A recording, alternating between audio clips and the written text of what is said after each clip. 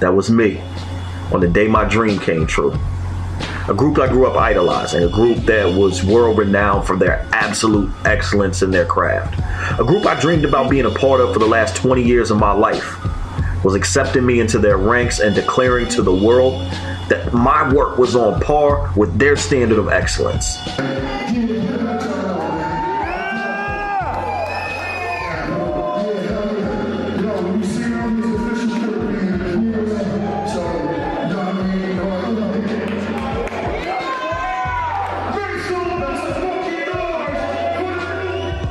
See, if you'd have told me on that day how messed up things were about to get, I would have laughed you out of the room. See, to me, I had made it. My favorite artist from one of my favorite groups of all time was declaring me a member of the most recognizable hip-hop group ever.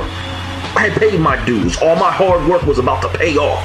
All the shows performing for peanuts, the selling CDs out the trunk of the car, the hours spent trying to find the perfect words for the next rhyme were about to be worth it because now I was a member.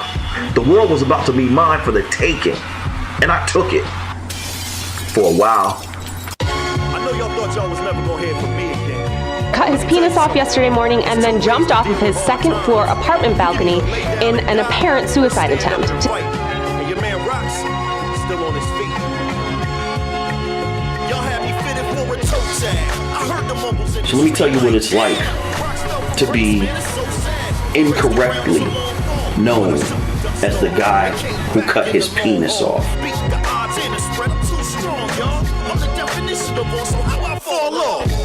He didn't cut his motherfucking dick off. He severed his penis and then jumped off of a second floor building. But I just don't understand how a motherfucker's gonna cut his dick off.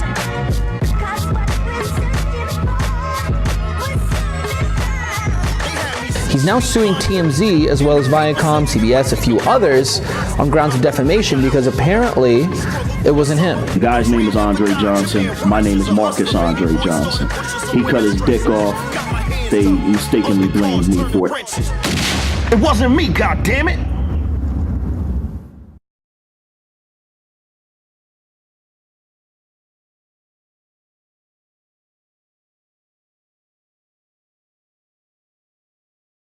I fell in love with hip hop when I was 7 years old. As a matter of fact, there's a video floating around out there somewhere of me, my cousin, and my best friend, still my best friend to this day, recording our first rap album when I was about 7. And, you know, I'm not gonna lie, we were pretty terrible.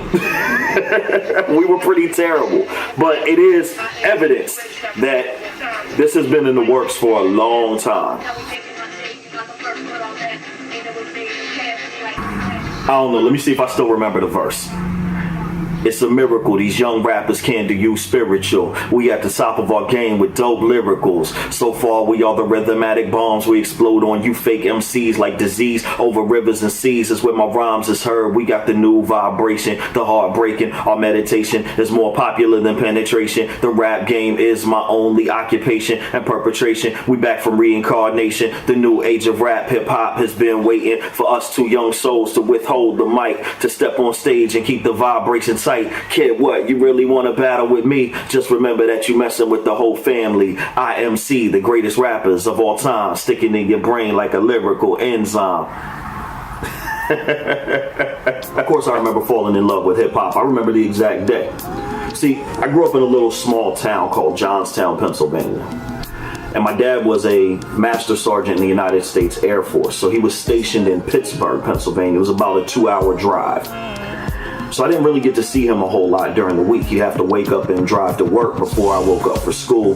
And when he was coming home, I was just about to go to bed. So on the weekends, what he would do is he would wake me up real early in the morning. And he would take me around, usually to like a yard sale or a flea market or something like that. Just time to spend with my dad. And that was really cool. One day he takes me to this yard sale, and this guy is selling this old beat up record player. Just it's a piece of junk. But you got, the old kind with the 8-track and the FM and AM. It was kind of like cool 20 years before it hit the market. Well, my dad gives me $10 to get this record player, and I buy it, and I'm excited. I get the thing home, and it takes me like 2 hours to hook the thing up. But once I get it hooked up, I realized that just like most 7-year-olds, I hadn't thought this whole thing through because I don't have any records. So I come downstairs and I'm just like sad. And I'm like, I can't do anything with this thing I just bought. And my dad pulls me to the side. He says, son, come here. And he takes me downstairs to the basement. And there's this room off of the basement that I didn't even know existed. And he pulls me into this room. And he's got stacks and stacks and stacks and stacks of vinyl records. And he pulls a couple off the shelf. I still remember which ones. Michael Jackson's Thriller. Umtume, Juicy Fruit. Cameo, Word Up. And the last record that he pulls off the shelf is Grandmaster Flash and the Furious 5, The Message. So I take these records upstairs and I'm all excited about it, and I put them on the record player and I drop the needle on, and Cameo was cool. Thriller I had already heard. I knew about Thriller. I knew all about Michael Jackson. He was like the biggest thing moving at the time. Then I dropped the needle on Grandmaster Flash and the Furious 5, The Message. And my mind was blown. I was blown away by this song. I had heard hip hop before, but everything that I had heard up until that point was like, the party music, like the Kid and Play type stuff and all of that. But this guy, Grandmaster Flash and the Furious 5, Melly Mel came on and he was like, broken glass everywhere. People pissing on the streets, they just don't care. And I mean, this guy was talking about the hood.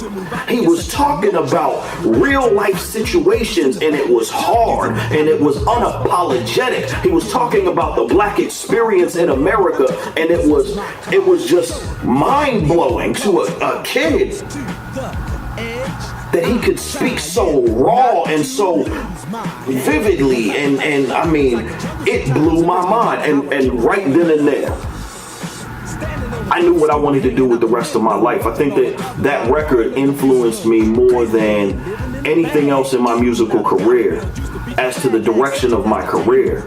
I mean, when I heard that, I was like, I want to tell our stories.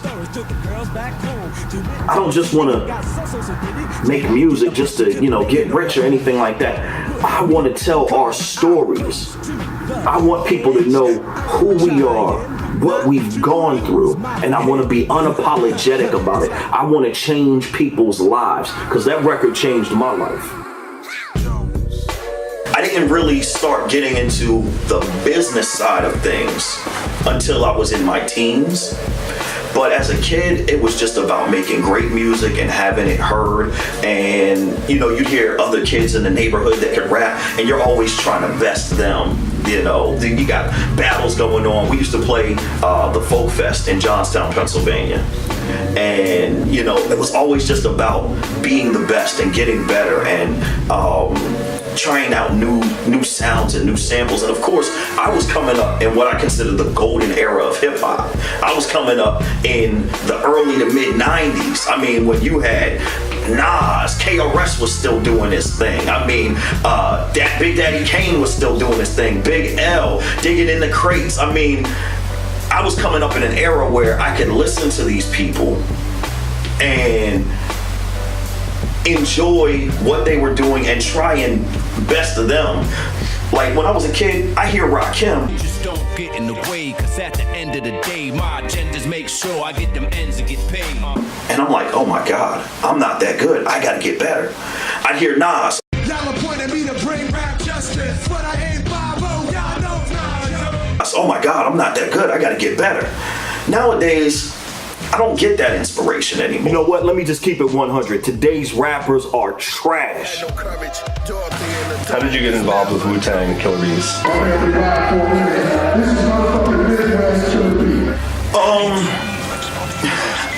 I got involved with Wu-Tang when I was in Denver, Colorado. I was working with a bunch of local artists and a bunch of local groups. What's up, Roxx? And I started I wanted to get further along. I wanted to stop selling CDs out the trunk of my car. I didn't really know how to break down that door, so to speak. I mean, and I think that a lot of artists who are watching this can relate. There's like no instruction books to this music industry. You really have to figure out things on your own. And I didn't know how to get to that next level, but I knew people that were on that next level. So I put a plan together. And I know Killer Priest is gonna watch this and he's gonna be like, oh, that's what you did. I was connected to Priest through some different artists that I knew and some other things. And I said, hey, I'm gonna book Killer Priest to do an event. But here's what I'm gonna do. When I get him out here, I'm gonna put his itinerary together so that I got an hour where I can sit down and talk to him. He's stuck in the hotel. The limo's not gonna be there yet. I made sure of that. And he doesn't know this, so he's gonna find out for the first time when this video releases. When I booked him to do the event, I called up his booking agent at the time. I didn't have a dime to my name. I didn't have a dime to my name. So he quotes me a price, and I'm not gonna say the price on air. But he quotes me a price. And I say, sure, no problem, send me the contracts. Now I got 72 hours to get this money together. I ain't got a dime to my name. So for the next 72 hours, I'm going around to every business in Denver. I didn't sleep for 72 hours. And I'm knocking on doors. Hey, can you sponsor this event? I got Killer Priest from Wu-Tang coming out. Can you sponsor this event? How much is the sponsorship package? $500. I got 20. I'll take it. I got $15. I'll take it. I'll put your name on the back of the flyer. I'll put a banner up behind. I didn't have a venue either. Didn't have a venue. We ended up doing the show in a pizza shop in Boulder, Colorado. Priest will tell you, it was the middle of winter, and we're on the back porch of this pizza shop in Boulder, Colorado, in the back fenced-in area. We got 900 people in there. I'm glad the fire department didn't come through that day.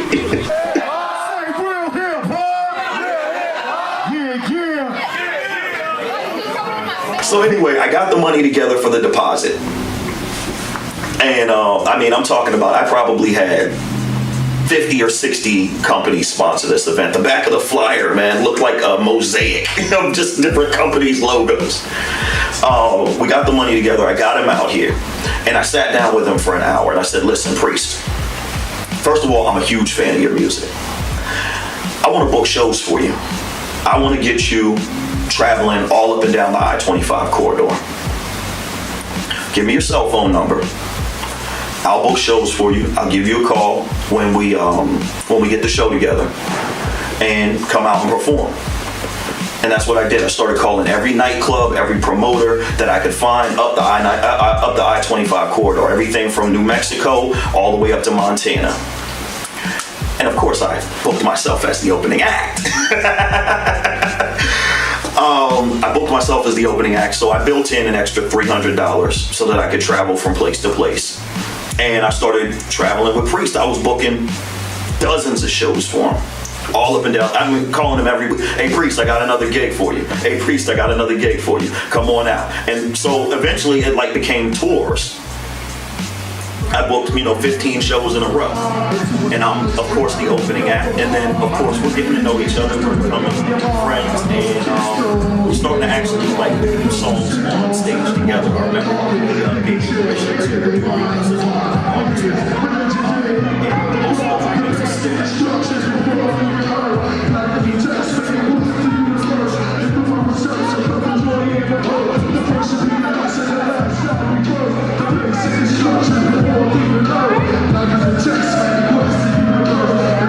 Search another joy in the earth. The fish be last and the last shall destruction before we earth. The basic destruction before we earth. Make some motherfucking noise. So this goes on for some years. I mean, this thing got huge. We were hitting California, we were hitting Nevada, all up and down the I-25 corridor. We did some things in Pennsylvania together. It was getting very large. And on top of that, I was working with some other artists from the Wu. Started working with Capadonna.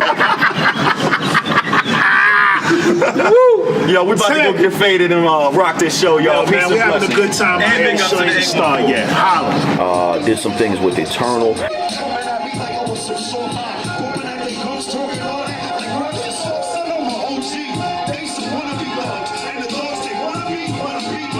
It started getting huge, and it was a great time in my life. The problem was it wasn't paying the bills. So I also had a 9-to-5 gig. I was working as an agent at a health and life insurance brokerage. Do you have life insurance? Because if you do, you could always use a little more. Am I right or am I right or am I right? Right. But, you know, it wasn't really my focus. So, you know, if I had a gig that day, I'm calling in, hey, boss, I'm sick, you know, that kind of thing. And I'm touring all around. So during the time that we were touring, because me and Priest were performing together so much, I mean, I was probably on 80% of his domestic shows in those years. And because we were performing so much, the fans started to whisper. They started to say, yo, who's this new dude with the Wu? Who's this new dude that's rhyming with Killer Priest? What's the deal? Now remember, I'm just an opening act, but it's not about what I knew. It's not about what Priest knew. It's about what the fans' perception was. So everybody thought I was with the group even before I was with the group. So eventually Priest was like, well, look, man, everybody thinks you're with the group anyway. Let's bring you on officially. And of course we worked out a business deal where he would make some money off of that. I don't want to get into the details of that, but he brought me on, and that's when I became an official Wu-Tang Killer B. Everybody thinks because of how much we were touring that I got with the group in 2006. The truth of the matter is, I was just an opening act in 2006. And we waited until we came back to my hometown, the place where I was living at the time, Denver, Colorado. And we made the announcement.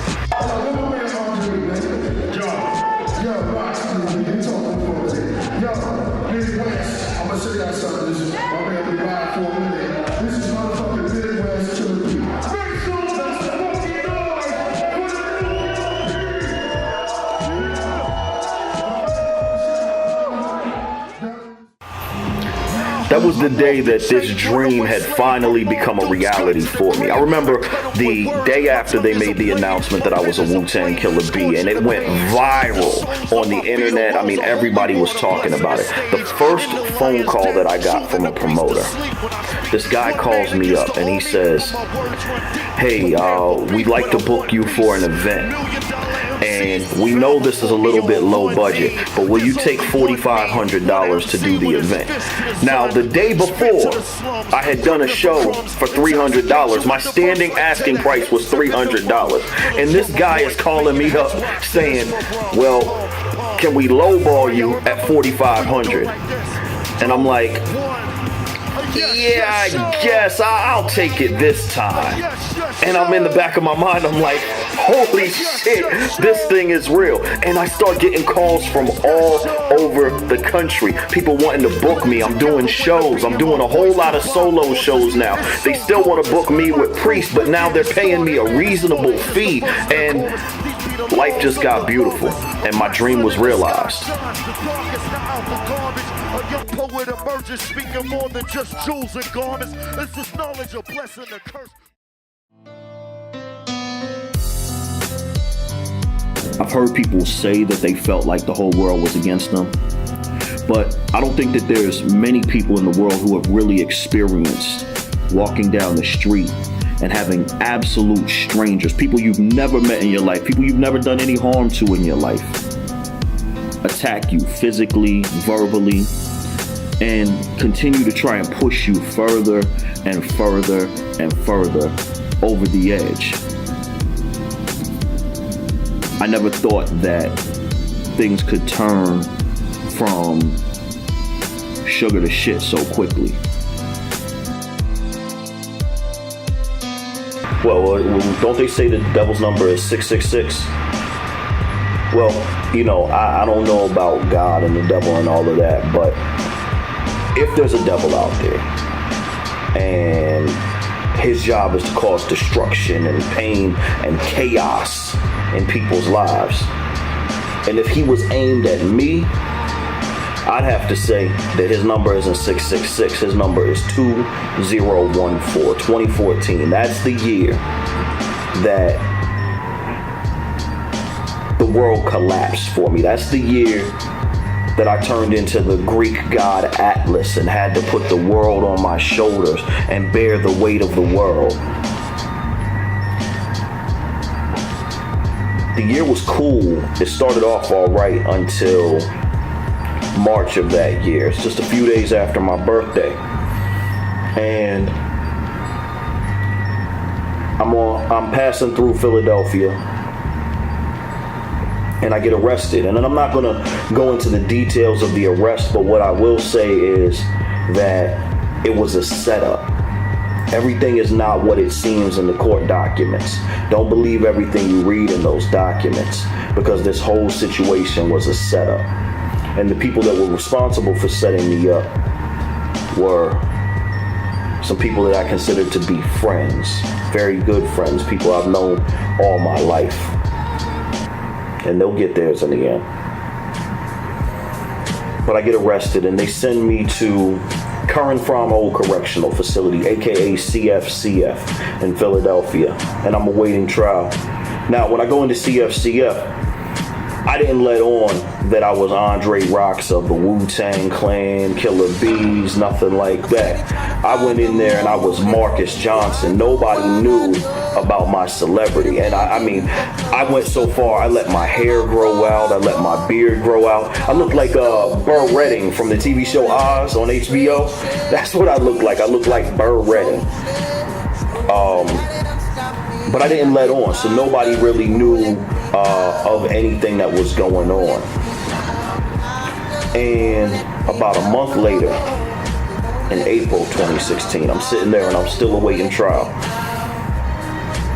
And we're in the day room one day,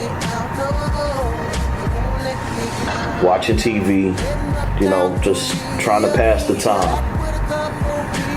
And the news comes on and they say that they've got a story against rapper Andre Roxx, and I'm sitting there, oh shit, thinking that this is going to be about the charges that I had received.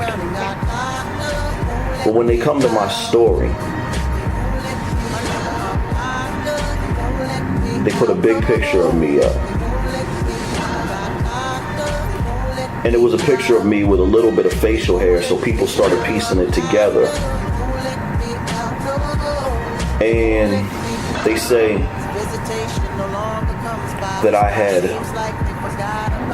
castrated myself in a North Hollywood apartment building and then attempted suicide. I'm sitting in a jail in Philadelphia, watching the news tell the world that I was in North Hollywood the day before, attempting suicide by cutting my dick off. So I look around the cell block and all eyes are on me, because up until that point they only knew me as Marcus Johnson. They had no idea I was Andre Roxx. And it only took about 5 minutes before somebody tapped me on my shoulder.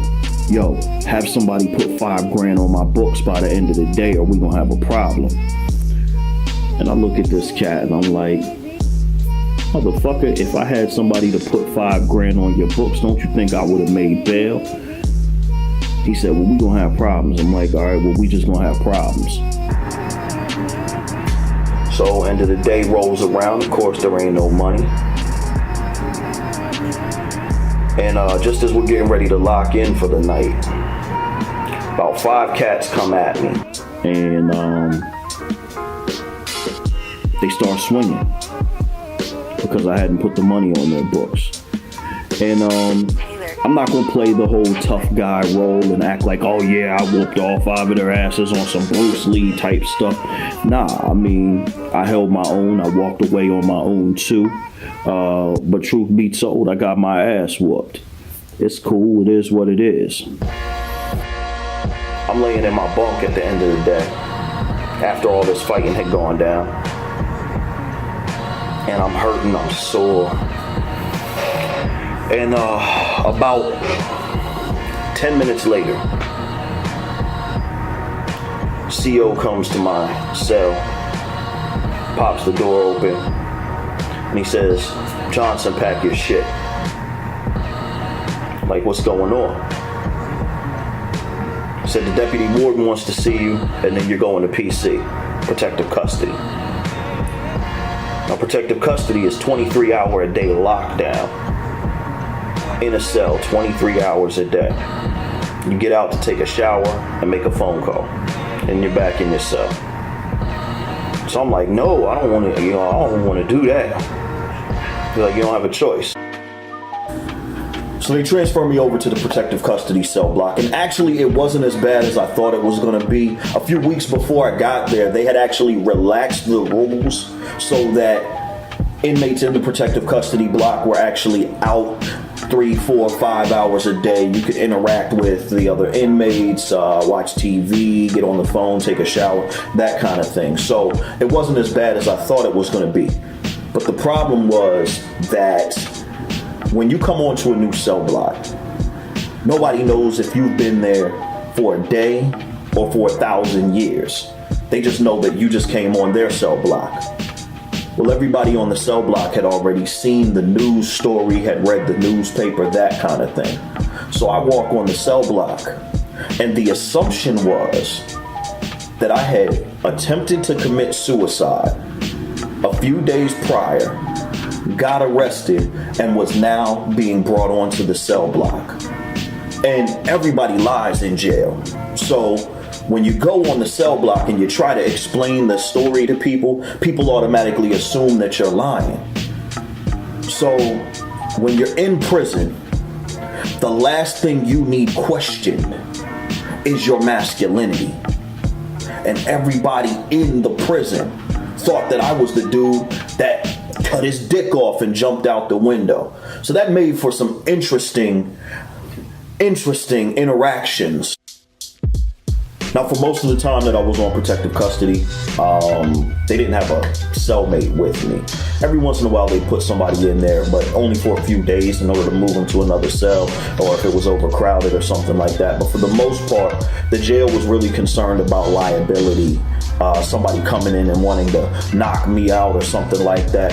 So they didn't put anybody in my cell with me until Meek Mills got arrested. The prison, in their infinite wisdom, decided to put Meek Mills in my cell because he's a rapper and I'm a rapper. So, of course, we're going to get along great. Well, that wasn't necessarily the case. Now, I'm not going to turn this into a big expose about Meek Mills or anything like that because I wouldn't want anybody to do that to me. But what I will say is this. He and I had very different approaches to doing time. My approach was real simple. I wanted to get in, do my time, and get out of there. I didn't want many interactions with people. I don't need your praise, your adoration, nothing. I just want to get out of here. Meek's approach seems to be that he wanted everybody to know that even though he was in jail, he was still Meek Mills, famous rapper, king shit. And that made for some very tense moments in the cell. So what's the craziest thing about Meek is when I get out, I saw that he had done one of those freestyle things with Sway, you know, the 5 mics or the 5 beats and all of that. And I listened to his rhymes, and he had one rhyme where he said, I wrote this in jail. Yep. I wrote that when I was in jail right there, too. Wow.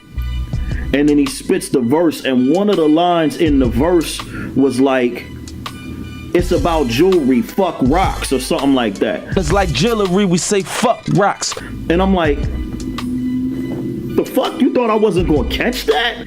Now, I'm not about to come at Meek. I mean, this man got enough problems right now with his legal shit. He don't need Andre Roxx laying verbal hands on him. But just know, I caught that. I caught it. So within a month or two of being on PC, I realized how far the rumor had spread and how big this was actually getting on the outside, because everybody that was new that would get put on the cell block would always come in and they'd be like, oh my God, you're the dude that cut your dick off, and all kinds of stuff like that. And I knew that obviously it was spreading real heavily on the outside. TMZ was the original company to run the story. And then, of course, everybody picked up on it after that. BET, USA Today, MTV, everybody you can think of. They all picked up on it. And I knew at that point that my career was being damaged. I didn't realize how much, but I realized that my career was being damaged. So I did try and file a lawsuit while I was in jail. Now, the problem with trying to file a lawsuit while you're in jail is when you call an attorney and the first thing they hear is, you have a collect call from Marcus Johnson, an inmate at Curran Fromhold Correctional Facility.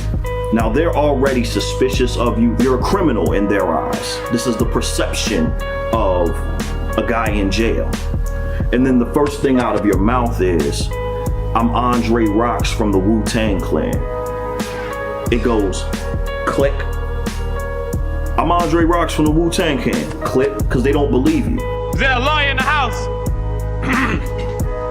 I literally, over the course of about a week, called through every attorney in the phone book.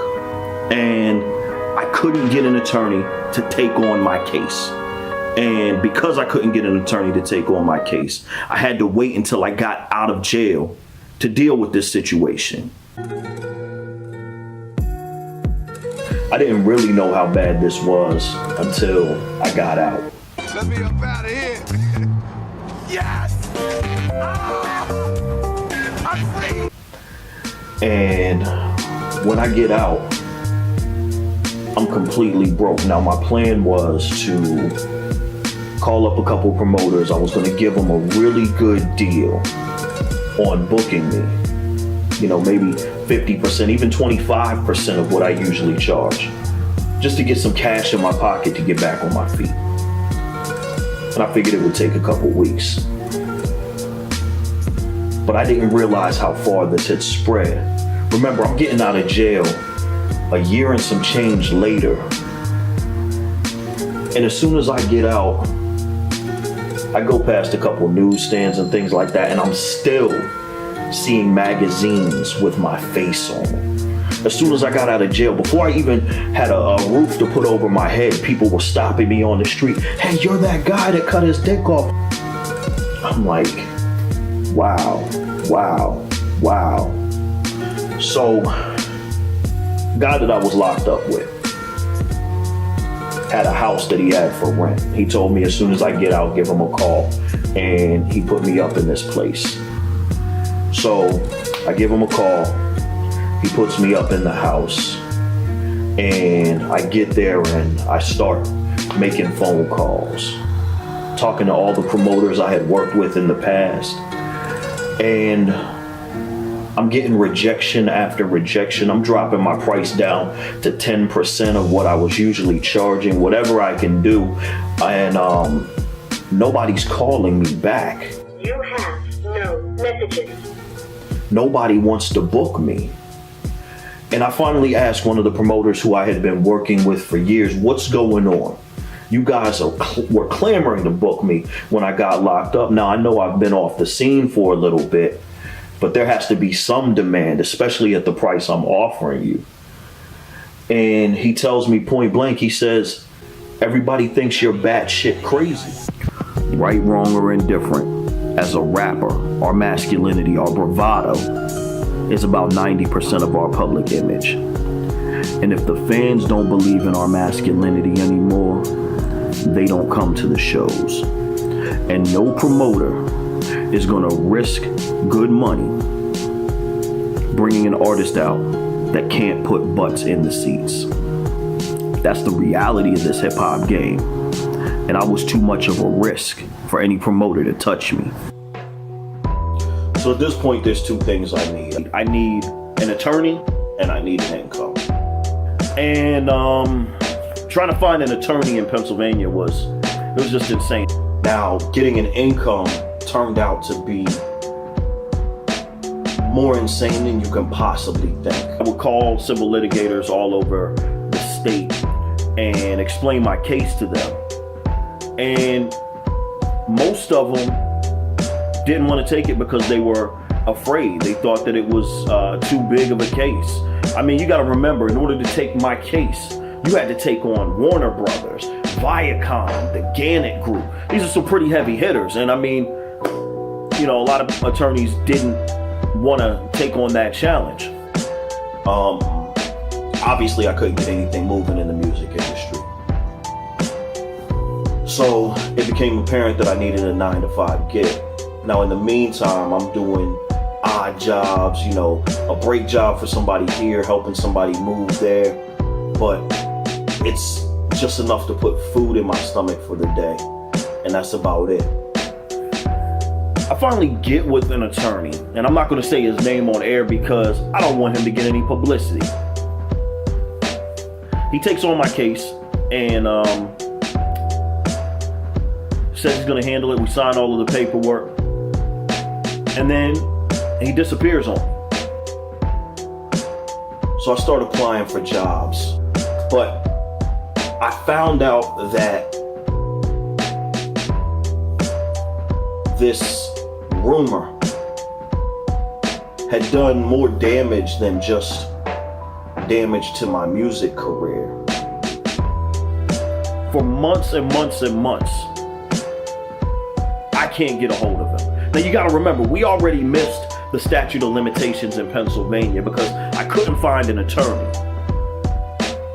Now we're up against the statutes of limitations in Delaware. And he just disappears on me. One thing that they do when they interview you now is they Google you.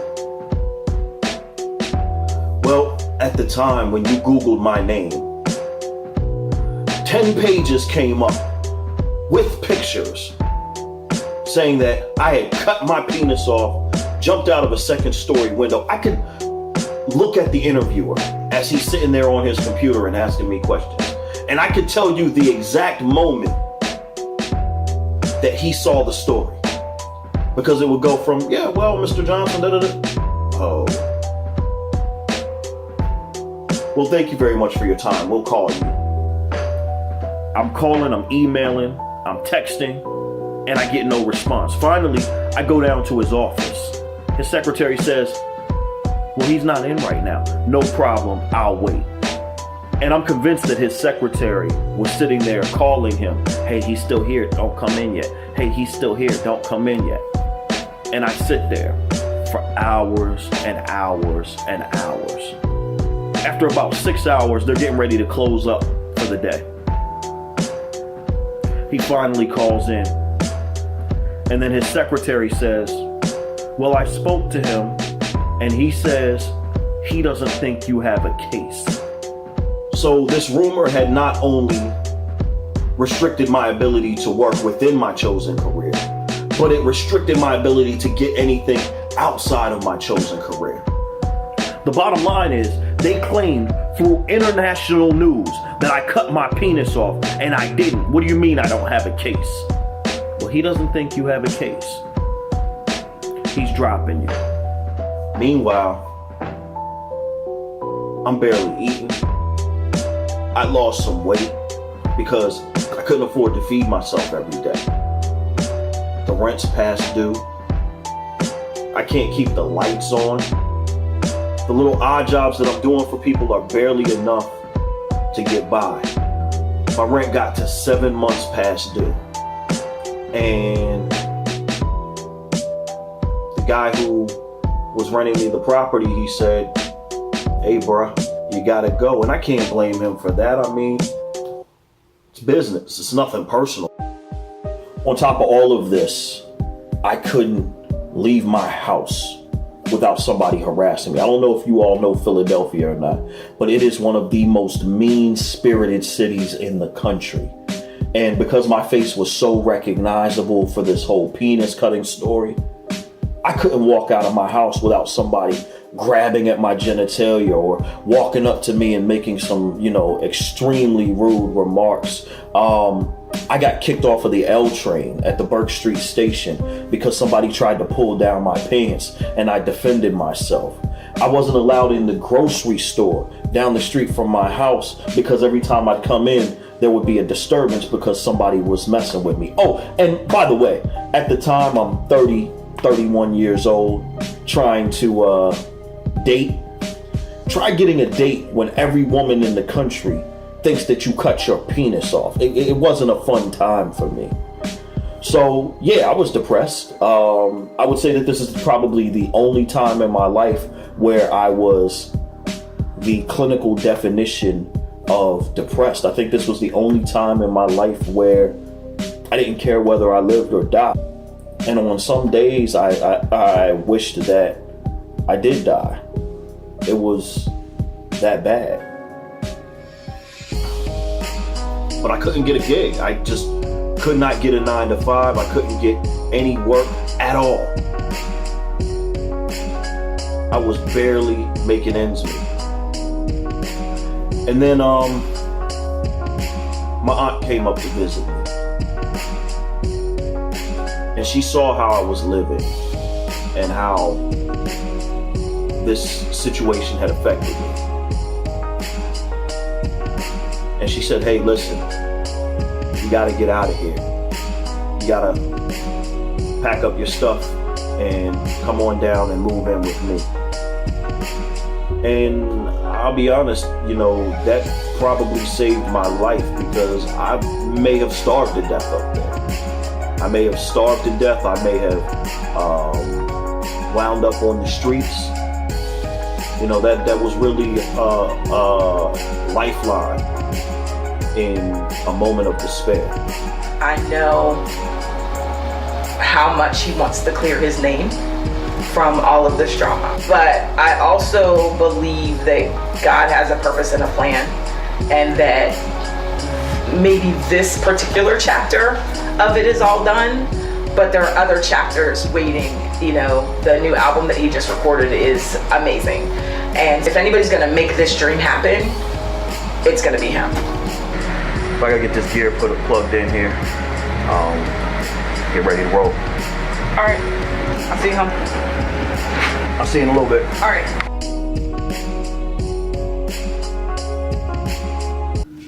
I eventually get with an attorney in Massachusetts, and through that connection, she puts me in contact with George Bucchetto of Bucchetto and Lentz, and they take on my case.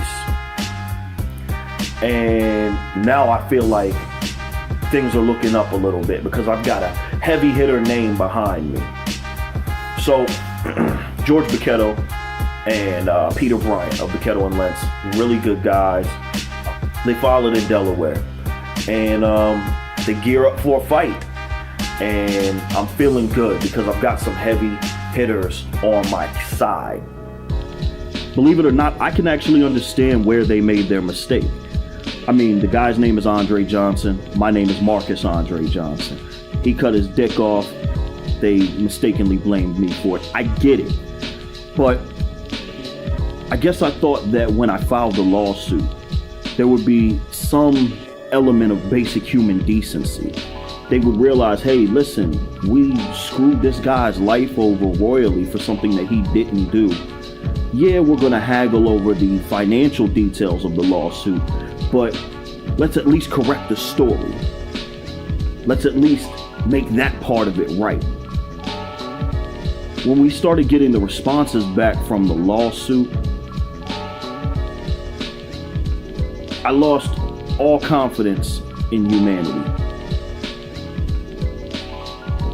I couldn't believe that these people were fighting so aggressively and hostilely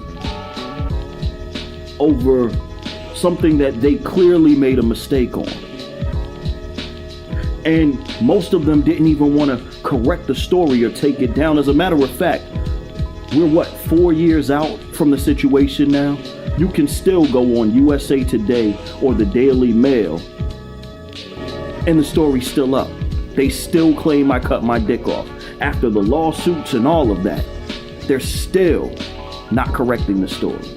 To me, it was outrageous that they were even fighting me on this issue. I mean, come on, they claimed I cut my dick off. Clearly, I didn't cut my dick off.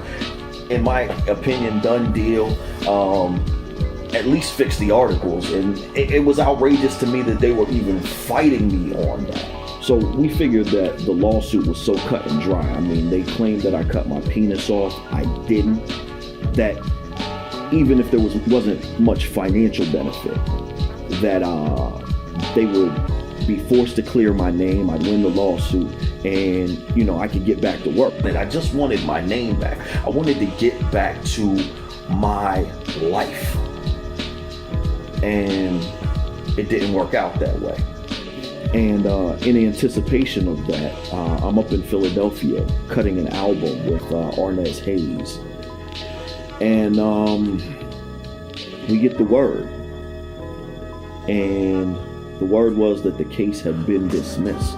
So get this, the reason that they dismissed the case is because they said the case should have been brought in Pennsylvania, where the statute of limitations was already up, instead of Delaware, because they said the case didn't have significant ties to Delaware. And guess what? All of the companies I was suing were incorporated in the state of Delaware. And they said, well, your career doesn't have significant ties in Delaware, even though I had performed in Delaware dozens of times. And even though I had shows booked in Delaware prior to me getting arrested, that if I was not arrested, I would have been able to perform.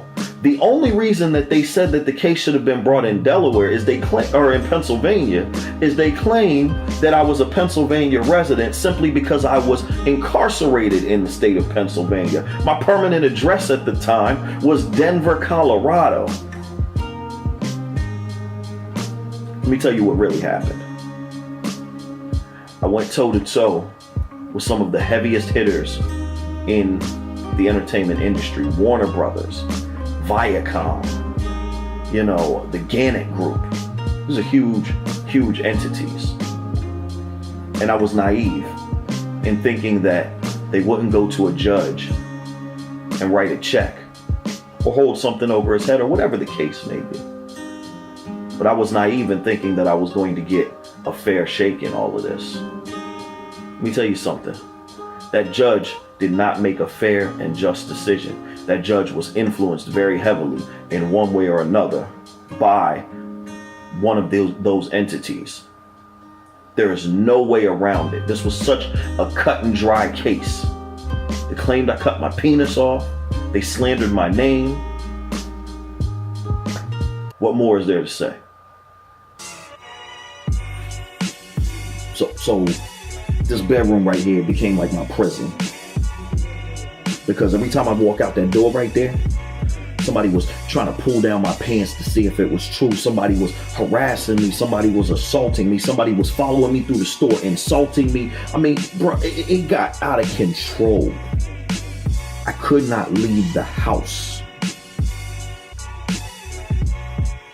I didn't care what I did. I grew my beard out, shaved it off again, all kinds of stuff. Didn't matter. So, if you were living in a situation like that, what would you do? Because I didn't know what else to do. The courts wouldn't help me out.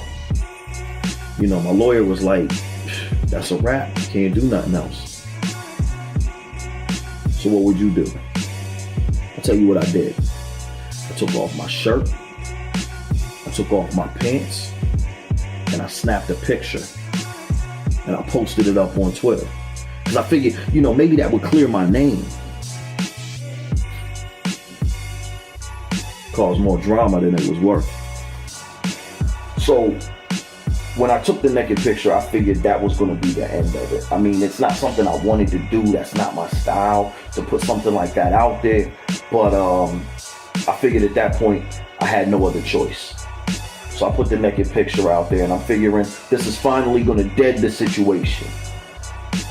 But only a few news outlets picked it up. Of course, none of the ones who ran the original story. But only a few news outlets picked it up. And if you calculate all of the people that saw the naked picture, something like 2.5-3 million people.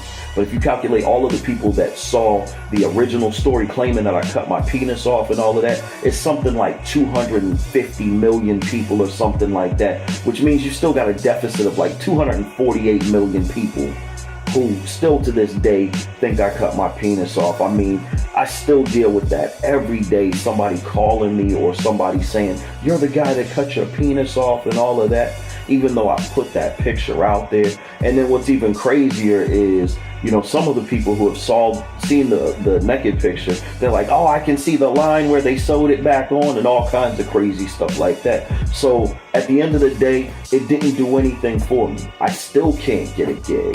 I still can't get promoters to give me a call. I still can't get a label to take a listen to my music. And at the end of the day, you know, this rumor absolutely destroyed the career that I had built.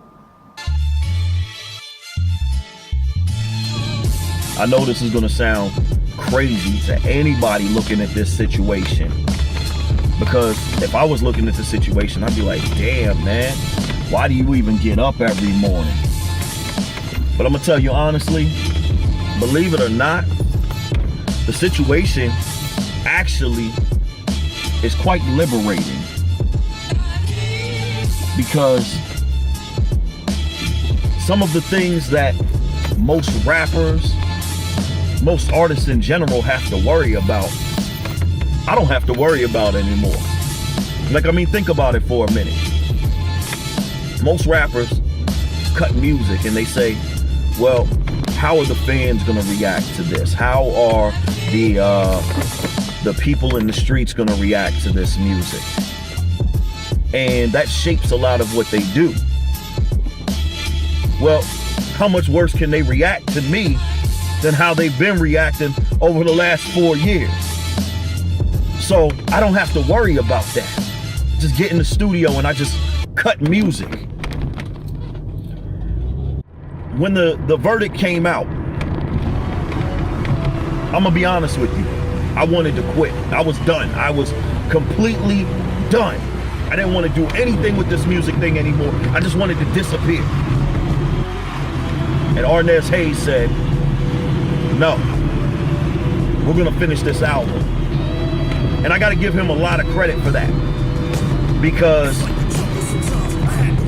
let's keep it real, we thought that we were going to be able to release this album in an atmosphere where my name was restored. And of course, that was going to put different financial backdrop. You know, we would have had a lot more sales, that type of thing. But he said, no, we're going to finish what we started. And like I said, I got to give him a lot of credit because he knew that the money that we were expecting to make off of this album wasn't going to be there. But I think he also knew that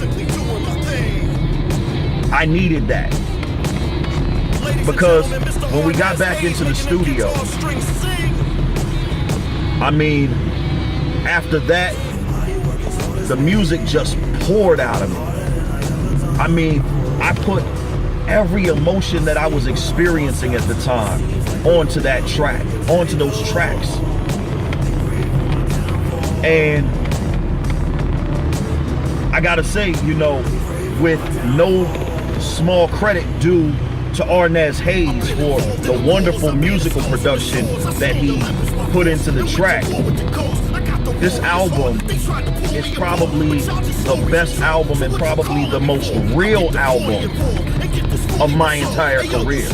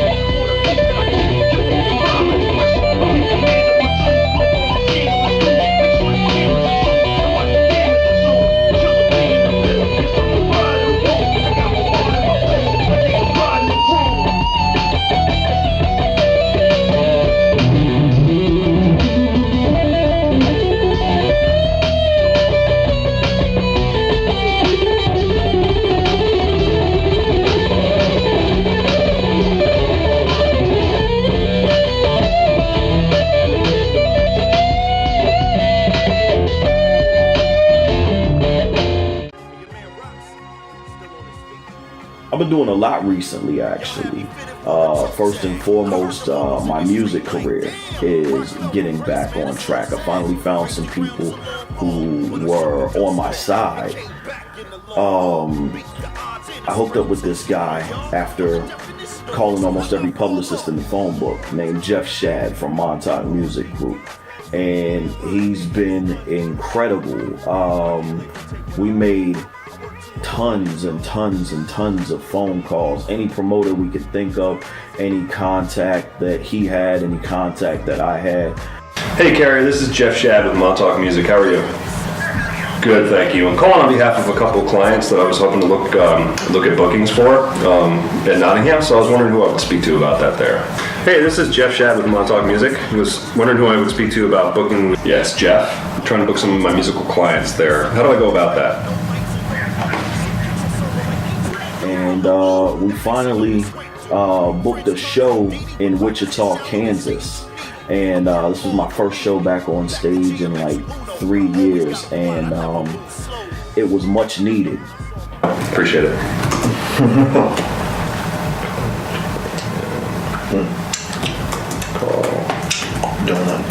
When I booked that little show out in Wichita, and I saw the diehard show up, the diehard fans, and I'm on that stage and I'm rocking and the energy is flowing back and forth between me and them, and we got this like supernatural connection between me and the crowd. I knew right then and there that this is what I was put on this earth to do, and I can't let anything stop me from doing what I was put here to do.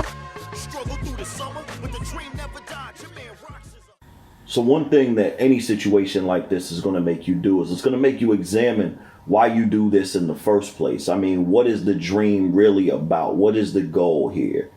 And I had to re-examine my dream.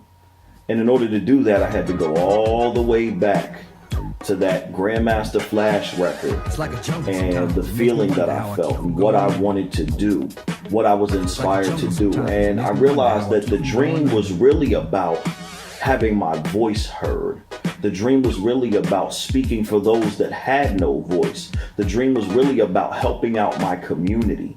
So in not being able to get on stage and not being able to put out records and music, I've found some very interesting ways to do that.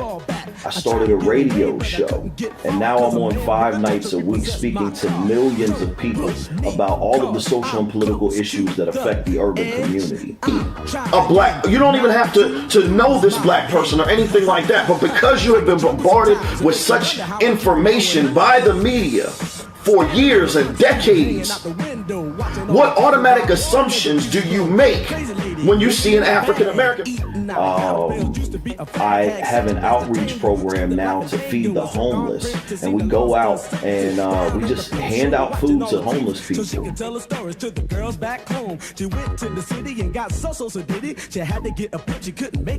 think that the one thing that I'm most proud of, though, is that I've taken my activism off of the pages of my notebook and out of my CDs and out of my records, and I'm actually out in the streets, especially in dealing with this issue of police brutality towards black and brown people. And I'm giving speeches, and I'm hosting rallies, and I'm organizing protests, and we're actually actively doing something in our community to stop the senseless murders of black and brown people by the boys in blue. We have seen it over and over again. We saw it in the Tamir Rice situation. We saw it in the Laquan McDonald situation. We saw it in the Alton Sterling situation. We saw it in the Philando Castile situation. We continue to see it within the police force, where a police officer will state something, and then when the video comes up later, even though all of the other officers have backed his story, we find out that that story was inaccurate. You know, in some crazy way, this has actually broadened my horizons. This has expanded who Andre Roxx is. They fired their guns at me. They fired the heaviest bullets they could fire at me, and they unloaded the clip. And I'm still here. Yeah, I got some bullet holes. Yeah, I got wounded. But I'm still here. I'm still strong. What else you got left? Now you emptied your clip. What you got left to shoot at me? Bottom line, end of the day, they couldn't stop me. They could not stop me. And I'm proud of that.